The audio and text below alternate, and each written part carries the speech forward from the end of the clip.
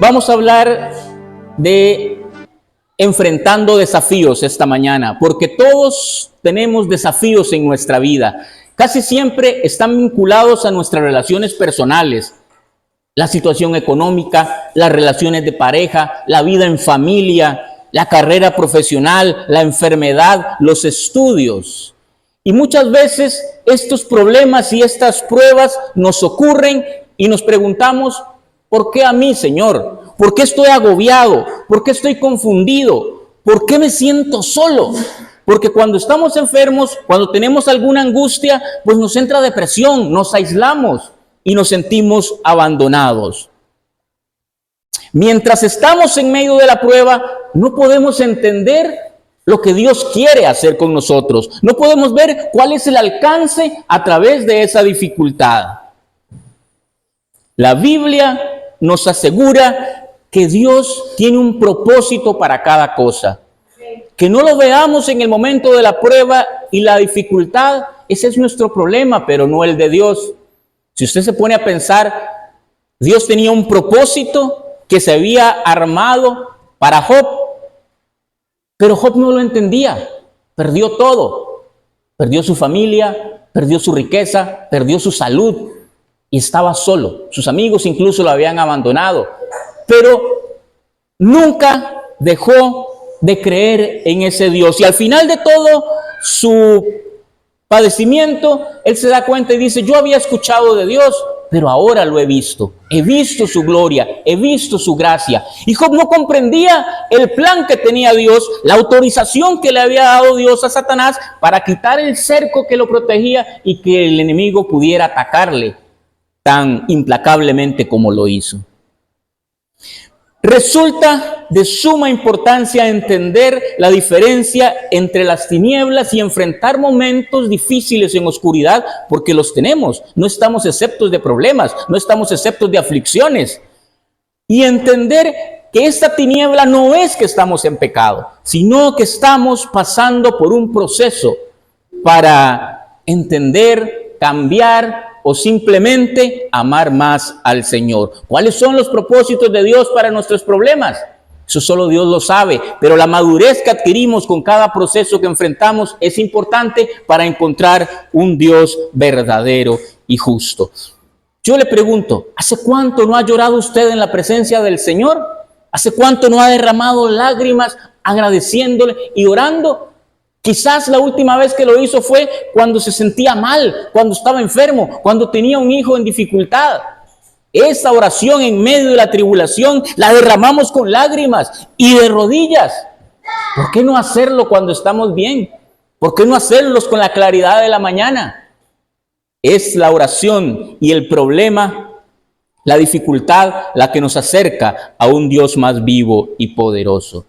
Dios está con nosotros en los momentos difíciles. Y ese es el cimiento para poder afrontar las pruebas. Vamos a ver en la vida de José 6 principios esta mañana y vamos a ir a Génesis capítulo 37. Génesis 37, versículo 21. Al oír esto, Rubén trató de librar a José de sus hermanos, para luego llevárselo a su padre. Por eso les dijo, no está bien que lo matemos. ¿Para qué matarlo? Si quieren, échenlo en este pozo del desierto, pero no le hagan daño. Génesis 37, 21 y 22. Resulta que los hermanos de José tratan de asesinarlo, pero el Señor toca el corazón de Rubén y de Judá y dice, no lo matemos, vamos a echarlo en este pozo para que no seamos nosotros quien derramemos esta sangre, sino que sea la suerte. Entonces agarran a José y lo meten en ese pozo. Él no sabe por qué. Y ahí está desnudo porque le quitaron su túnica, solo con el taparrado que usaban en esa época. Y lo único que puede ver es un hueco que le deja ver pocas nubes allí. Ve cómo el sol va desapareciendo y cómo llega la noche. Siente un frío terrible porque en esos lugares el día es caliente y la noche es súper fría que carcome los huesos. Una que otra estrella que asoma en la inmensidad, y José se siente solo, traicionado, y sabe que va a morir. No tiene agua, no tiene abrigo, no tiene comida. sabe que va a morir. Allí, en ese pozo, no tiene nada. Creció en abundancia porque su padre tenía mucho dinero, mucha tierra, mucho ganado. Y allí él no tenía absolutamente nada. ¿Qué puede haber estado pasando en la mente de José en medio de esa tribulación? ¿Qué tengo que estar haciendo yo aquí sin nada, solo y con frío, si con mi papá lo tengo todo?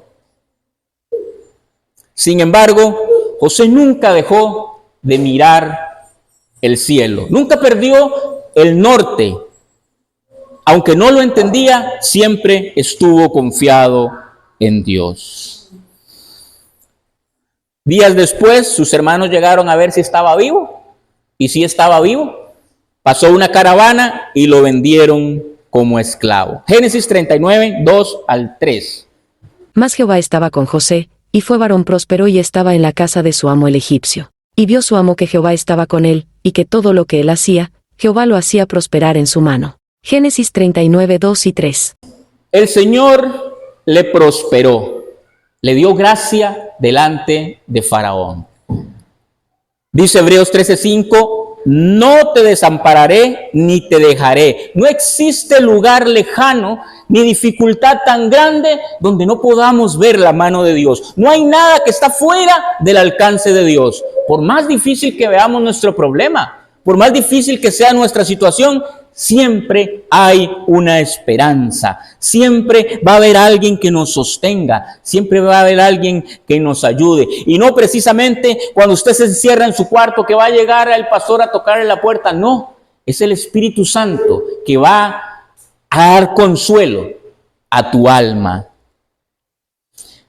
La depresión es un flagelo que atormenta a muchas personas porque se sienten solas, porque se sienten abandonadas.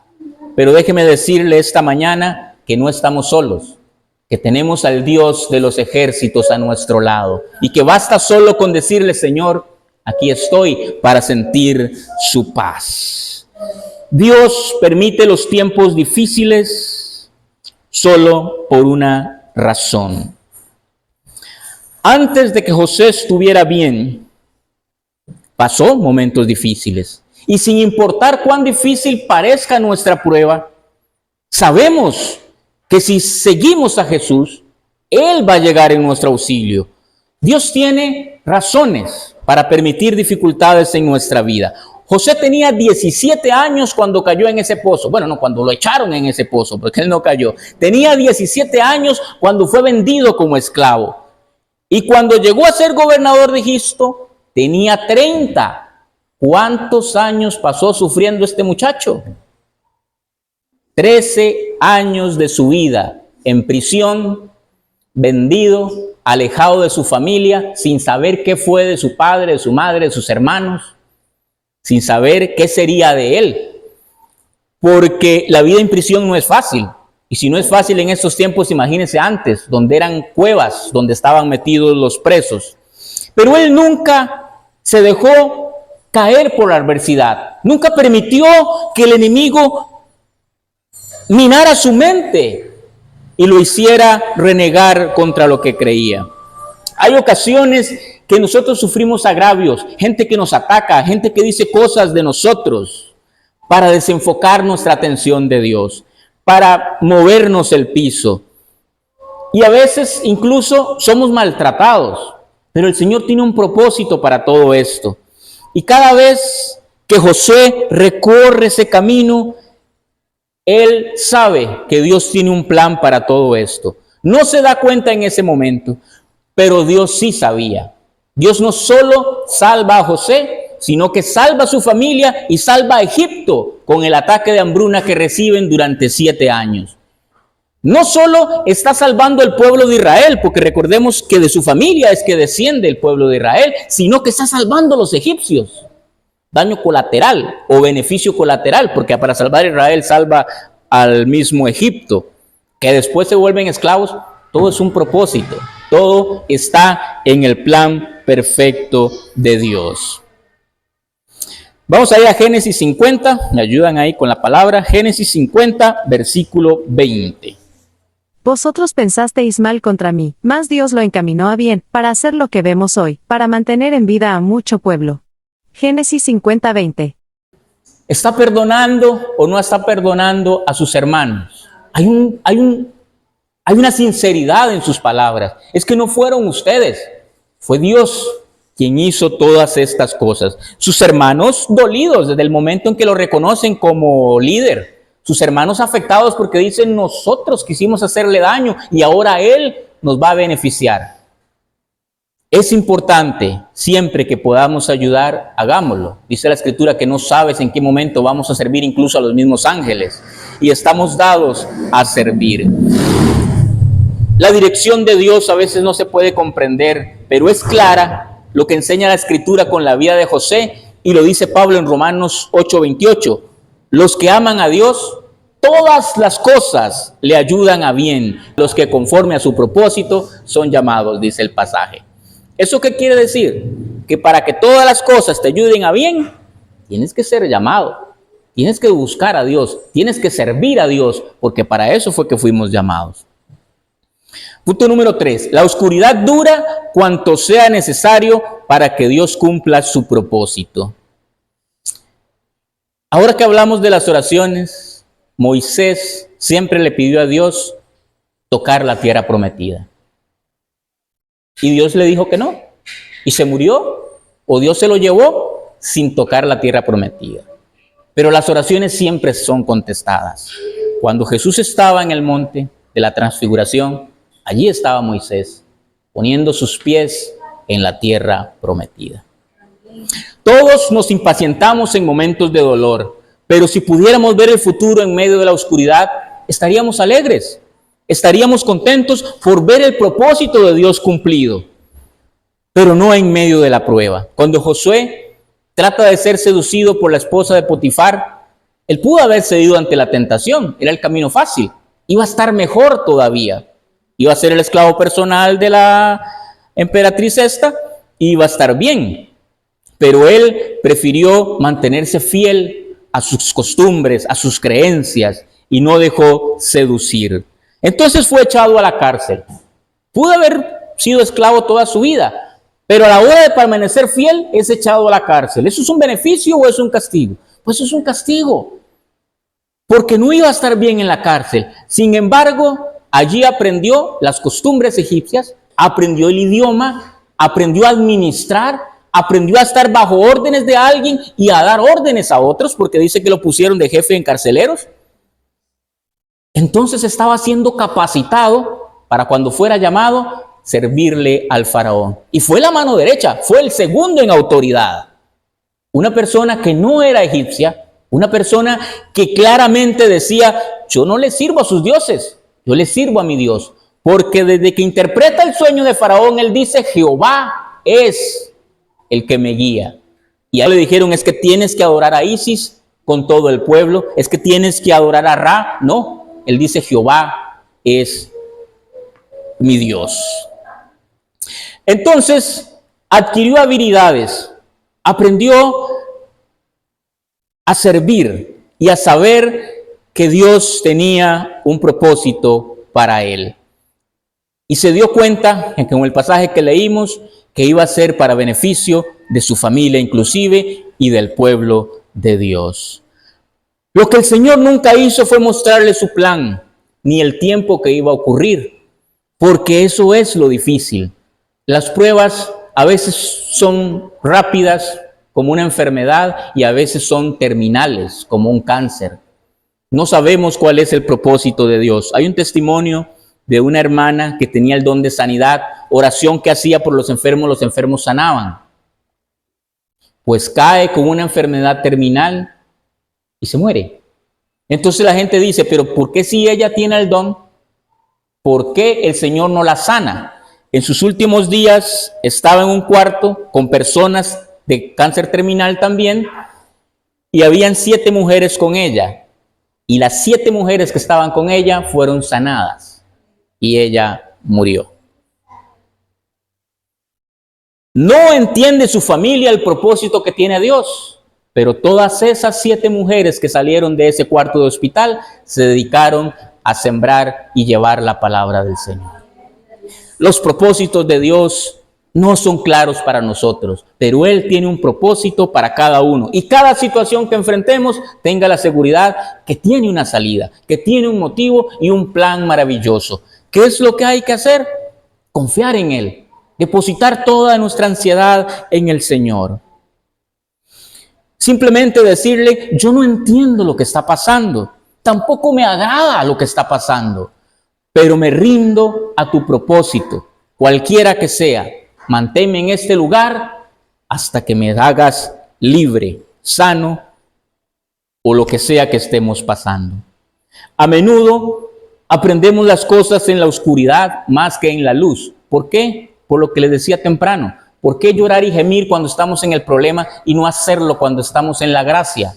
¿Por qué esperar el momento difícil para buscar a Dios? ¿Por qué hasta que estamos en el fondo de la cisterna es que nos ponemos a pensar que qué está pasando?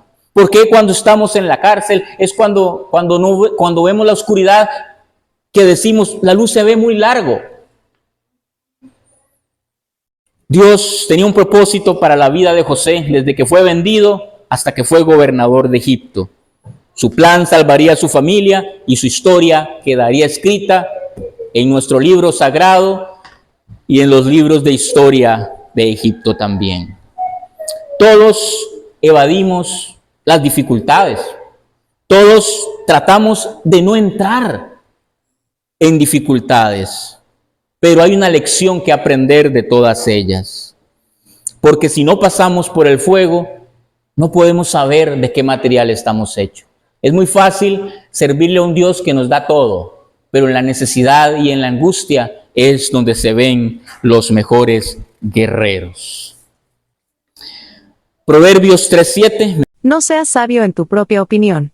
Teme a Jehová y apártate del mal. Proverbios 3:7. No seas sabio en tu propia opinión. Aún en los momentos más sombríos debemos caminar hacia la luz. Dios tiene un plan perfecto para nuestras vidas. Debemos confiar en Él. Debemos seguirlo en obediencia y poder tener un plan. A veces nos toca tomar decisiones en momentos difíciles. A veces sabemos que tenemos que hacer sacrificios. Y debemos entender que eso va a fortalecer nuestro carácter. Debemos entender que eso va a permitir poder afianzarnos más en nuestra fe y poder ver la luz al final del túnel. Cuando entramos en un túnel y toda esa oscuridad, al final se ve la luz. Pero si no estamos viendo luz, es porque estamos mirando en la dirección equivocada. Dice el Salmo 119, 105, lámpara es a mis pies tu palabra y lumbrera a mi camino. No dice que va a alumbrar todo a nuestro alrededor, dice que va a alumbrar tus pies y tu camino. Entonces nos ponemos a ver el panorama completo y decimos, ¿qué nos está pasando? No, tenemos que ver qué está pasando en nuestros pies. ¿Cuál es el camino que estamos siguiendo? Porque vemos la gloria de Dios, pero si no vemos el camino que nos lleva a la gloria de Dios, no estamos haciendo nada. No vamos a llegar, no vamos a alcanzar su gracia. ¿Por qué? Porque podemos ver adelante la nueva Jerusalén, podemos ver adelante la luz, pero si donde estamos caminando estamos hundidos hasta el lodo, estamos siendo hipócritas con nosotros mismos y la bendición de Dios no va a llegar. Su petición no va a ser contestada. Fíjese dónde está caminando, fíjese cómo está caminando para que sus pies sean como de siervas, para que sus pies vayan por buenos caminos. Guardémonos siempre de testificar, porque al final es con lo único que podemos predicar. Lo que aprendemos en la oscuridad debemos compartirlo en la luz. José había crecido en una familia que creía en Jehová. Y pronto se encontró en medio de una sociedad idólatra, con muchos dioses. Al interpretar el sueño de Faraón, él nunca escondió su Dios verdadero y se le respetó. El Señor iba identificando los principios en su vida. José iba haciendo testimonio con todo lo que iba haciendo. y fue prosperado. Su familia creció tanto que los egipcios dijeron, estos nos pueden conquistar y nos pueden quitar todo. Tenemos que hacer algo. Pero durante la vida de José, Dios premió su sacrificio. Al pueblo de Israel vivió en abundancia, sembraban, cosechaban para sí. Fue hasta después que murió y muchos años después que fueron hechos esclavos y ya viene toda la historia de Moisés que conocemos. Pero Dios fue fiel con José hasta sus últimos días, porque él se mantuvo fiel desde los 17 años hasta el día de su muerte. Nosotros tenemos que identificar nuestros principios y nuestros valores como cristianos y serlos de testimonio. No podemos ser luz en la calle y oscuridad en la casa. Tenemos que ser luz en la casa para poder irradiar a todos a nuestro alrededor. Tenemos que ser testimonio con nuestros hijos, con nuestros hermanos, con nuestros padres. ¿Qué es lo más difícil? Pues es lo más difícil. ¿Por qué? Porque te conocen. Tu cónyuge es tu mejor testigo. Tus hijos son tus mejores testigos.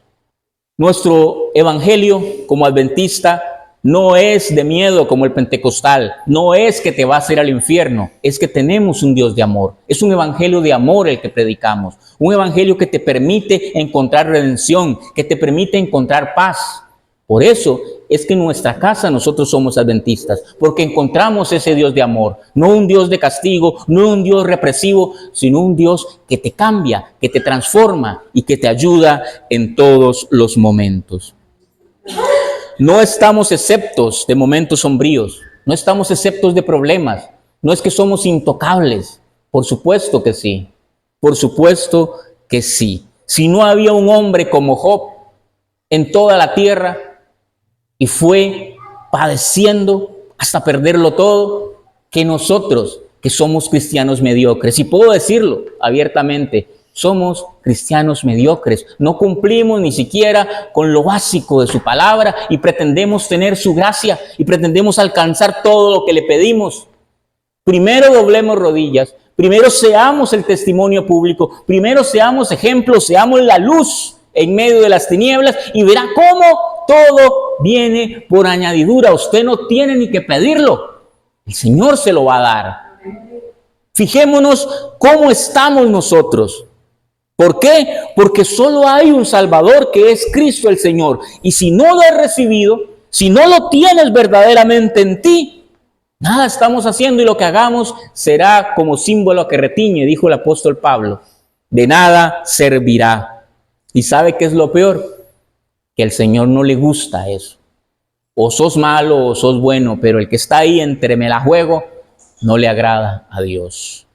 Analicemos nuestra vida y tratemos de ser cada día más de acuerdo a su palabra. Convirtámonos y lleguemos a ser a la altura del varón perfecto que es Cristo el Señor. Por eso Él vino a padecer por nosotros. Por eso Él vino a ver qué era lo que estaba pasando en el mundo. ¿Por qué le costaba tanto al ser humano serle fiel a Dios? Y Él caminó con nosotros, sintió hambre.